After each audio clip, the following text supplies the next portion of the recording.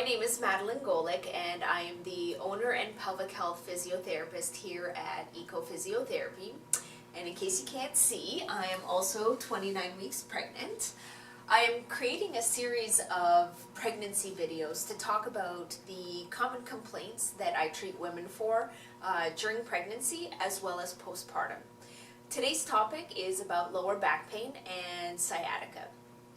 So when we talk about low back pain, we're talking about pain that is felt just above the pelvis in the lower spine. And sometimes women will also complain about pins, needles, numbness, and pain that runs down the leg. This is most often associated with nerve irritation or sciatic type symptoms. Although you may experience this type of pain commonly during pregnancy, that does not necessarily mean that it's normal. There's a couple of reasons why you might be experiencing this type of pain. The first is that as you move through pregnancy, you tend to put on a little bit more weight as well as the baby is growing. And what this does is it tends to pull our center of gravity forward. So we compensate for this by arching our back a bit more, and this can put extra stress on the joints and the ligaments of the lower spine and could be a source of your pain. Another reason is that as you move through pregnancy, the muscles along the back have to work a little extra overtime to keep us upright. Lastly, another reason why you might be experiencing back pain is that your core muscles, so the muscles that help to support your spine and pelvis, might not be working as optimal as you would like. So the core muscles, there's actually 4 of them. The first is the diaphragm, which is located across here, and this is your breathing muscle. There's the transverse abdominis, which is a muscle that comes across the front of the tummy. There's the multifidus muscle, which is a really, really deep muscle that sits along the spine, that starts at the top of the head and finishes at the lower back. The last group of muscles we really don't think much about, and that's our pelvic floor muscles. Your pelvic floor muscles are actually located down here inside your pelvis. And these 4 muscles must work together to provide support to your spine. So what we like to do here is we like to take you through a comprehensive examination to really see what are the reasons for your pain.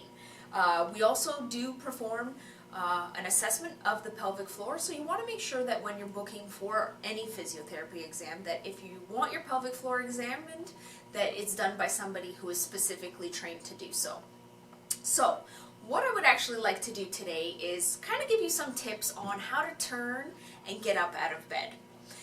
While I'm demonstrating, I want you to think about your spine as a log, right? Everything is going to move as one unit to reduce any twisting or turning of your low back. So what I'd like to show you first is actually how we would normally get out of bed if we weren't pregnant. So normally I would like to get up out of bed like this. Oh, okay. Now, I don't know about you, but being 29 weeks pregnant that was really, really difficult. And it puts a lot of stress on my lower back, and it takes a lot of energy to get up that way. So what I would rather you do is this. When you're in bed, I want you to bend your one knee. This hand is going to be the hand that guides the turning. But while you're turning, I want you to think about your shoulder, your hip, and your knee moving as one unit. So it'll look something like this. As I reach over, you can see that my hip and my knee are moving with me at the same time. Now that I'm on my side, we're going to try to get up.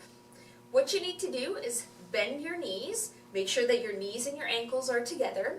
This hand is going to be our pushing hand, and it's going to look something like this.